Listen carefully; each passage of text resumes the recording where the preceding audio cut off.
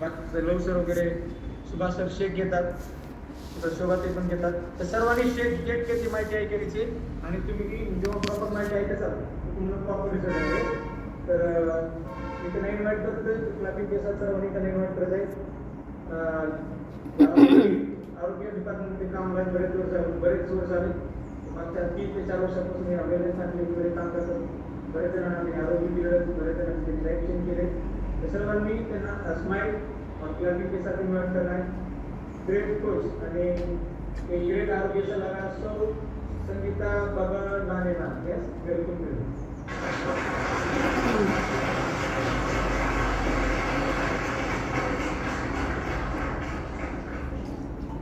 Yes, thank you so much Madhav sir. खूप छान असं माझं वेलकम केलेलं आहे. तर आजचं वर्कआउट आणि मेडिटेशन पण खूप भारीचं झालं आहे. बघा, आनंदी राहण्यासाठी किंवा आनंदी जीवन जगण्यासाठी खूप पैसा लागतो का? यस, खूप पैसा लागतो. मी तर म्हणाल नाही. शरीराची काळजी व्यायामाने घ्यायला पाहिजे. बरोबर आहे. तुम्हाला शरीर जर निरोगी ठेवायचं असेल तर शरीर कशाने निरोगी ठेवू शकतो आपण? व्यायामाने. आणि मनाची काळजी कशाने घ्यायला पाहिजे?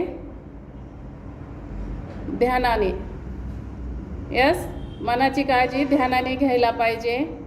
आणि नात्यांची काळजी प्रेमाने घ्यायला पाहिजे. ह्या 3च गोष्टी लागतात आपल्याला जीवन आनंदी जगण्यासाठी.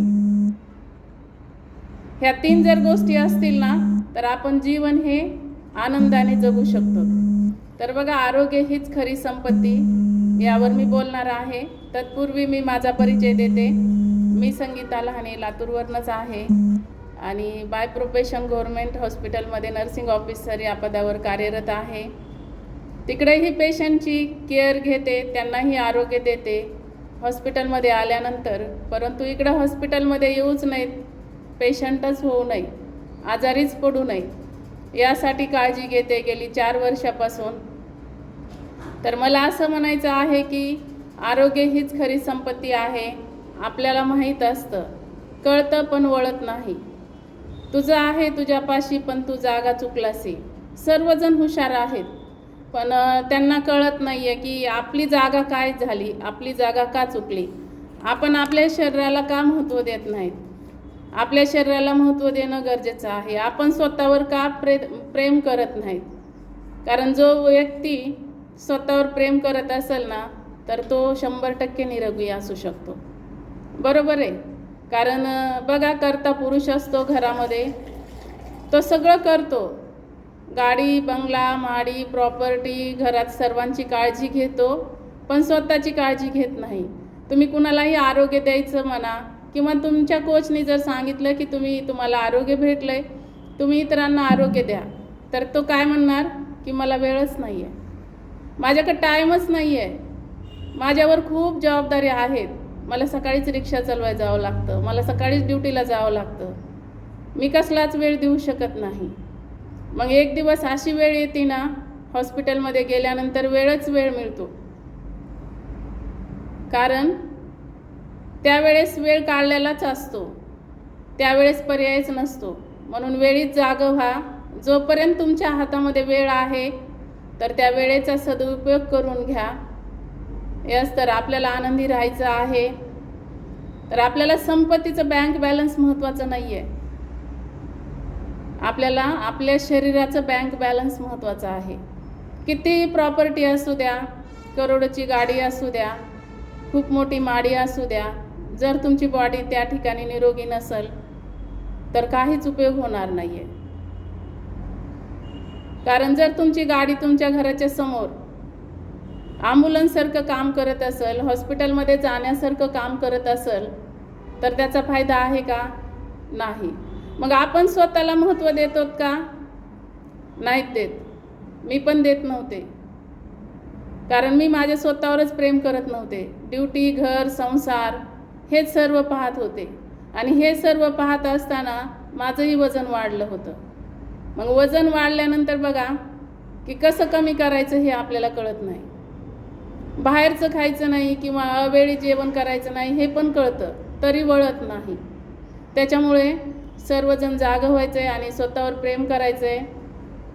उदाहरण सांगेल मी तुम्हाला, आपण खूप मोठी गाडी घेतो बघा.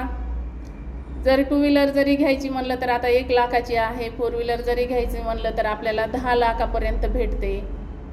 मग ती गाडी बंद पडू नये म्हणून आपण खूप सारे काय करतो, त्याची सर्व्हिसिंग करतो, त्याची काळजी घेतो, त्याला स्वच्छ ठेवण्याचं काम करतो. पण आपली जी बॉडी आहे ह्याची सर्व्हिसिंग बी करत नाहीत आणि आपण आपल्या ह्याची काळजी पण घेत नाहीत.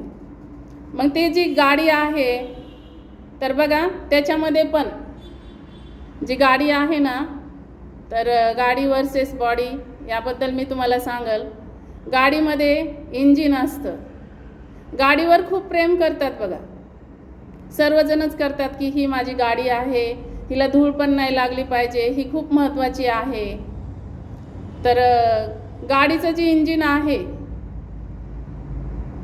तर माणसाचं काय आहे, हार्ट आहे, हृदय आहे. मग गाडीचं इंजिन किंवा एखादी 4 व्हीलर आहे तर ती किती तास चालू शकते माहिती कुणाला? बऱ्याच जणांना माहीत असेल 8 तास. गाडी गरम होऊ नये म्हणून 8 तासाच्या वर चालवत नाहीत, मध्येच ब्रेक घेतात, कारण त्या गाडीचं इंजिन खराब नाही झालं पाहिजे. परंतु आपल्या बॉडीचं इंजिन त्याच्याकडे तर स्वार्थच नाही आहे. ते 24 तास चालतंय, 24 तास धडकतंय, कारण ते फुकट भेटलंय आपल्याला, म्हणून आपण त्याची काळजी घेत नाही आहेत. आणि गाडीचं जे इंजिन आहे ते विकत भेटलंय म्हणून गाडीची काळजी घेतो. 6 तासाच्या वर किंवा 8 तासाच्या वर, 12 तासाच्या वर आपण गाडी चालवत नाही आहेत. तर बघा, हार्ट कुठंच मिळू शकत नाही. गाडीचे पार्ट तरी मिळतील पण बॉडीचे पार्ट मिळणार नाही आहेत. त्यामुळं आपल्या हार्टची काळजी घेणं गरजेचं आहे. हार्ट सांगतंय तुम्हाला, मला निरोगी ठेवा, तुम्ही व्यायाम करा, तुम्ही बॅड कोलेस्ट्रॉल तयार करू नका, त्याच्यामध्ये मला त्रास होतोय. तरी तुम्ही बाहेरचं खाता, जंक फूड खाता, बॅड कोलेस्ट्रॉल लेवल वाढवून घेता, ओबेसिटी वाढवून घेता, ब्लड सर्क्युलेशनमध्ये मग प्रॉब्लेम्स येतात, मग हार्ट अटॅक येऊ शकतो. आणि तुमचं ब्लड सर्क्युलेशन जर व्यवस्थित नाही झालं तर तुम्हाला पॅरालिसिसचा पण अटॅक येऊ शकतो. जर तुमच्या ब्रेनला ब्लड सर्क्युलेशन नाही व्यवस्थित भेटलं तर पॅरालिसिस होतो. आणि हार्टला ब्लड सर्क्युलेशन व्यवस्थित नाही भेटलं तर तुम्हाला हार्ट अटॅक येतो, कारण गुरुत्वाकर्षणाच्या विरुद्ध दिशेने आपल्या पायाकडून डोक्याकडे ब्लड सर्क्युलेशन होत असतं. तर आपल्या हार्टची काळजी घेणं पण गरजेचं आहे. त्याचबरोबर गाडीमध्ये बघा, कार्बोरेटर असतंय आणि इकडं आपलं लिव्हर असतंय, एकरत असतंय. तर त्यानंतर एअर फिल्टर पण असतंय. तर आपलं एअर फिल्टर काय, आता सचिन सरांनी सांगितलं आपल्याला की सचिन सर म्हटले की तुम्ही ओमकार म्हणा, ओमकार हा उच्चार व्यक्त करा किंवा बोला. तर काही जण शांत बसले होते. ह्याच्याबद्दल एक मी सांगेल तुम्हाला की जेव्हा हॉस्पिटलमध्ये बघा आस्थमॅटिक असतात पेशंट, तर त्यांच्या फुफ्फुसाची क्षमता पाहण्यासाठी काही टेस्ट केल्या जातात. त्यामध्ये सुरुवातीला त्यांना फुगा फुगवायला दिला जातो, कारण त्यांचा दम छाट होतो की नाही हे पाहण्यासाठी. त्यानंतर आपण हे पण करू शकतो, फुफ्फुसाची जर क्षमता बघायची असेल, ओम तुम्ही किती वेळ म्हणू शकता. तुमच्यामध्ये दमछाट नाही व्हायला पाहिजे, हे म्हणायला पाहिजे. आणि ज्यांना म्हणता येते ना तर त्याचं फुफ्फुस चांगलं, आणि ज्यांना नाही म्हणता येत ना त्यांचे लगेच चेस्टमध्ये पेन होतं आहे. तुम्ही बघा, तुम्ही किती वेळ तो ओमकार म्हणू शकतात. ही टेस्ट घेतली जाते, फुगा फुगवायची टेस्ट घेतली जाते. मग ह्या 2 टेस्ट मायनर आहेत, साध्या आहेत, सोप्या आहेत, स्वस्त आहेत. तर हे आपण करू शकतो. पण आणखीन एक टेस्ट घेतली जाते, त्याच्यासाठी 2000 रुपये द्यावे लागतात. आणि काय बघावं लागतं त्याच्यामध्ये की तुमचं फुफ्फुस किती क्लिअर आहे, किती वेळ तुम्ही ओमकार म्हणू शकतात, किती वेळ तुम्ही फुगा फुगून धरू शकतात, किंवा ते फुगा पूर्णपणे फुगला जातो का हे पाहिलं जातंय. तर इथं कार्डिओ वर्कआउट घेतलं जातं ना, तर कार्डिओ वर्कआउट, मेडिटेशन, ओंकार घेतला जातो. तर त्या ठिकाणी हे आरोग्य तुम्हाला मिळतं आहे. ज्यांना समजा आस्थमॅटिकचा प्रॉब्लेम आहे, एनर्जी लो आहे, इम्युनिटी पॉवर लो आहे, तर त्यांची इम्युनिटी पॉवर या ठिकाणी आल्यानंतर सुधारते. ऑइल फिल्टर जे असतं गाडीमध्ये, तर इकडे बॉडीमध्ये कोणतं फिल्टर असतं माहिती? किडनी हे तुमचं फिल्ट्रेशन करतं आहे. जसं इकडं ऑइल फिल्टर असतं तसं. मग इकडं ऑइलिंग करतो तर आपण गाडीला ऑइल टाकतो. ऑइल जर नाही टाकलं तर गाडी चलते का? नाही चलत, बंद पडते. तर इकडं आपण पण पाणी नाही पिलं तर आपलं फिल्ट्रेशन होणार नाही. कारण आपल्या शरीरामध्ये 70 ते 75% पाणी आहे. त्याच्यामुळं किडनी पण फिल्ट्रेशन झालं पाहिजे, किडनीचं फिल्ट्रेशन झालं पाहिजे. त्यामुळे पाणी पिणं ही गरजेचं आहे. जे कोच सांगतात 20 किलो वजनाला 1 लिटर पाणी, याप्रमाणे तुम्ही या रेशोमध्ये पिलं पाहिजे. आणि उन्हाळ्याचे दिवस असल्यानंतर आपण जास्त पण पिऊ शकतो. तर ताण लागली तरी तुम्ही पाणी पित नाही तर पाणी प्यायला पाहिजे. बाहेर प्रवासात जरी गेलात तरी पाणी प्यायला पाहिजे. आपलं फिल्ट्रेशन व्यवस्थित होते. त्यामध्ये बघा एक्झॉस्ट पाईप असतो गाडीमध्ये आणि बॉडीमध्ये आतडे असतात. तर आतड्यांचं पण डायजेशन व्यवस्थित असणं गरजेचं आहे. आतड्यांचं आरोग्यही व्यवस्थित असणं गरजेचं आहे. या दोघांमध्ये सारखेच पार्ट आहेत, सारखेच कार्य करतात. तर आपण काळजी कुणाची घ्यायला पाहिजे? आपल्या गाडीची का आपल्या बॉडीची, का आपल्या माडीची, का आपल्या प्रॉपर्टीची? काही जणांचे मिस्टर ह्याच्यामध्ये आरोग्य फॅमिलीमध्ये अगोदर जॉईन होतात, काही जणांच्या मिसेस अगोदर जॉईन होतात, काही जणांचे आई वडील हे सगळे जॉईन होतात. पण जॉईन झाल्यानंतर समजा मिसेसनं जरी सरांना पैसे मागितले, सर मला जॉईन करायचं आहे आणि माझ्या आरोग्याची काळजी घ्यायची, माझं वजन कमी करायचं आहे, तर माझं वजन कमी करण्यासाठी मी तर वर्कआउट करतेच आहे, परंतु त्याचबरोबर आपल्याला आहार पण गरजेचा आहे. आहार घ्यायची का गरज पडली? कारण आजकाल जे मिळतंय ना तर ते प्युअर फॉर्ममध्ये मिळत नाही. पूर्वीसारखा सकस आहार राहिलेला नाही. त्याच्यामुळं आपल्याला सकस आहार घ्यायची गरज पडत आहे. तर त्यामुळे मग मला आहार घेणं गरजेचं आहे. तर ते काय म्हणतात की मॅडम, कारण हे प्रत्येक कोचला अनुभव आलेले आहेत, तुम्ही वर्कआउट करा आणि असंच वजन कमी करा, वॉकिंग करा आणि असंच वजन कमी करा. कारण ह्याचे लई साईड इफेक्ट आहेत. प्रॅक्टिकली अनुभव सांगते, नाव नाही घेत मी. ज्यांच्या घरी गेले त्यांनी असं सांगितलं की आमच्या मॅडमला असंच वर्कआउट करू द्या आणि असंच वजन कमी करू द्या, कारण त्या आहाराचे लई साईड इफेक्ट आहेत, खूप साईड इफेक्ट आहेत. शांत बसले, यस सर बरोबर आहे, खरंच साईड इफेक्ट आहेत म्हणताय ना? तर हो सर, पण सगळे चांगले इफेक्ट आहेत, साईड इफेक्ट नाही आहेत सर. नाही, खूप साईड इफेक्ट आहेत. त्यांच्या तोंडामध्ये पुड्या खात बोलता येईना त्यांना व्यवस्थित, तरी ते म्हणतात साईड इफेक्ट आहेत. संयमाने थांबले, हो सर साईड इफेक्ट आहेत तुमच्या त्या तोंडातल्या पुडीमध्ये, कारण त्याच्यावर लिहिलं असतं तुम्हाला कॅन्सर होतोय, तरी तुम्ही खाता. तुमची जी बायको करती ती योग्य करती, तिला तुम्ही देत नाहीत. आजच तुमचा एवढा बंगला करोडोचा आहे, नोकरी आहे, प्रॉपर्टी आहे, नोकर आहेत, सगळंच आहे, पण तुमच्या मिसेसला त्रास खूप आहेत, तरी तुम्ही ते पैसे देत नाहीत. तर बघा, खूप सारा पैसा काहीच कामाचा नाही आहे. जीवन आनंदी जगायचं असेल तर थोडाच पैसा कामाचा आहे, परंतु त्याचा योग्य वापर करणं गरजेचं आहे. ब्लेम दुसऱ्याला लावतात, पण स्वतःकडेच सारे ब्लेम असतात, स्वतःकडेच सारे प्रॉब्लेम्स असतात. आणि सांगतात जो की सकस संतुलित आहार 350 शास्त्रज्ञांनी बनवलेला आहे, सायंटिस्ट आहेत त्याच्यामध्ये, आणि त्यांना ते ब्लेम लावतात आणि स्वतः गुटखा खातात, पुड्या खातात. तर नो बॉस चुकीचं आहे, असं करू नका. तर बघा, आपल्याला आनंदी राहायचं आहे, आनंदी जीवन जगायचं आहे, तर त्याच्यासाठी काही महत्त्वाच्या सूचना आहेत किंवा महत्त्वाच्या टिप्स आहेत, तर ते सर्वांनी अंगीकारायचे आहेत. सुरुवातीलाच सांगितलं की तुम्हाला सगळं कळतं आहे, पण ते अंगीकारता येत नाही आहे. तर त्यासाठी काही महत्त्वाच्या सूचना आहेत किंवा आपल्याला काळजी घ्यायची आहे. मेंदूला हानी करणाऱ्या गोष्टी किंवा सवयी आजच बदलायच्यात. आपल्या मेंदूला हानी होणाऱ्या, तुम्ही म्हणताल की माझ्या मेंदूला मी काहीच हानी करत नाही आहे, करताय. बघा आज प्रत्येकाच्या घरी जा, 2 शब्द बोलतील, पाणी देतील, पाणी द्यायची पण परंपरा बंद झालेली आहे. आपल्या मुलांना पण कुणाला पाणी द्यायचं हे कळत नाही आहे. आपल्या घरी आल्यानंतर नातेवाईक येऊन बसले सोप्यावरती तर आपले मुलं पाणी देत नाहीत. आपण देतो, आपल्याला माहिती आहे, पण मुलंही देत नाहीत. आणि थोड्या वेळ 5 मिनिटं बोलले ना, सगळे मोबाईलमध्ये, ह्याच्याकडे मोबाईल, त्याच्याकडे मोबाईल, त्याच्याकडे मोबाईल, त्याच्याकडे मोबाईल, असं झालेलं आहे.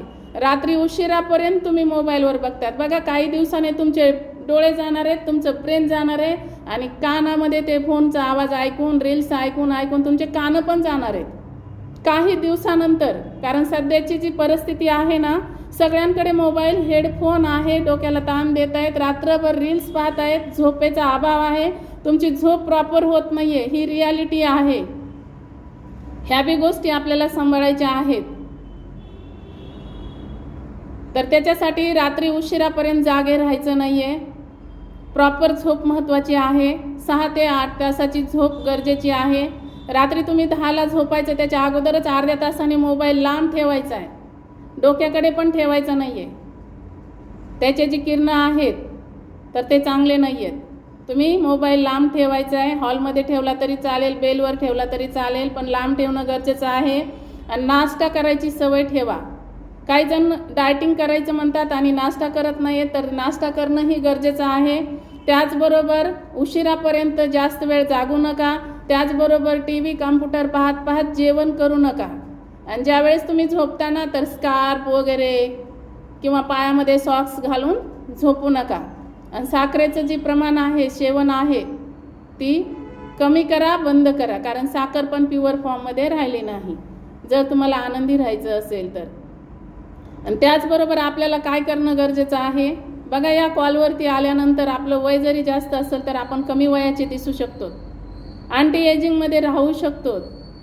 त्यासाठी काय करायचं आहे, आपल्याला दररोज सकाळी 40 ते 45 मिनिट सातत्याने व्यायाम करायचा आहे.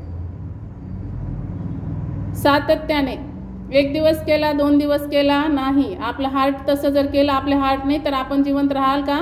नाही. तर दररोज व्यायाम करणं गरजेचं आहे. जसं आपल्याला जेवायला लागतं, पाणी प्यायला लागतं, तसंच व्यायाम करणंही गरजेचं आहे. दररोज हसा, आनंदी राहा, टेन्शन घेऊ नका. थोडा जरी तुम्ही ताणतणाव घेतलात ना, बघा काही जणांचं खूप हळवं मन असतं. काही दुर्घटना घडली की खूप टेन्शन येतं, ताण येतो, तणाव येतो, कॉन्फिडन्स लो होतो, घाबरल्यासारखं वाटतं आणि लगेच काय होतं, मग BP शुगर होतं. त्याच्यामुळे तुमचा कॉन्फिडन्स वाढवायचा असेल तर मेडिटेशन गरजेचं आहे, व्यायाम गरजेचा आहे. व्यायामाने पण आपला कॉन्फिडन्स वाढतो. ब्रेन वॉशिंग करा, ज्ञानामध्ये भर घाला. आता बघा पुस्तकं तर वाचतच नाही आहेत. जे महत्त्वाचं आहे मोबाईलमध्ये ते पहा, तुमचं ज्ञान वाढवा. ओके. त्यानंतर छान सॉन्ग लावून व्यायाम करा. आपल्याला जर आनंदी राहायचं असेल, ताणतणावमुक्त राहायचं असेल तर खूप छान असे सॉन्ग लावले जातात आणि आपण व्यायाम केला जातो या आरोग्य फॅमिलीमध्ये आल्यानंतर. आणि ज्यावेळेस आपण व्यायाम करतो तेव्हा आपल्या ब्रेनमधला हॅपी हार्मोन सिक्रेट होतो, डोपामिन नावाचा, आणि आपण आनंदी राहतो, दिवसभराचा ताणतणावमुक्त राहतो. दिवसातून 3 ते 4 लिटर पाणी पिणंही गरजेचं असतं. 10 ते 12 ग्लास पाणी पिणं गरजेचं असतं. तर झोपण्याची, जेवण्याची वेळ ही ठरवा. कधी पण अवेळी जेवण करू नका आणि दिवसा झोपू नका. जर तुम्ही दिवसा झोपलात तर तुमचं वजन वाढत राहील. त्याच्यामुळे तुम्हाला फायदा होणार नाही. चांगला सकस संतुलित आहार घ्या आणि जे मी टिप्स सांगितलेले आहेत ना ते फॉलो करा. गाडीला नाही, माडीला नाही, बॉडीला महत्त्व द्या. आणि थँक्यू सो मच माय ग्रेट कोच सचिन सर, की तुमच्यामुळे मला एवढी छान गुड अपॉर्च्युनिटी भेटली आणि आरोग्य भेटलं. आणि थँक्यू ऑल ऑफ यू. तुम्ही सर्वांनी शेवटपर्यंत माझे 4 शब्द ऐकून घेतलेत. सर्वांना thank you and over to you Madhav sir.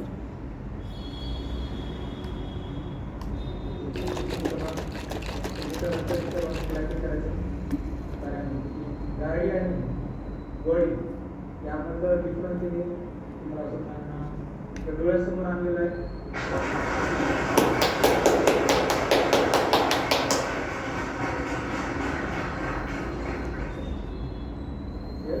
आपण गाडीमध्ये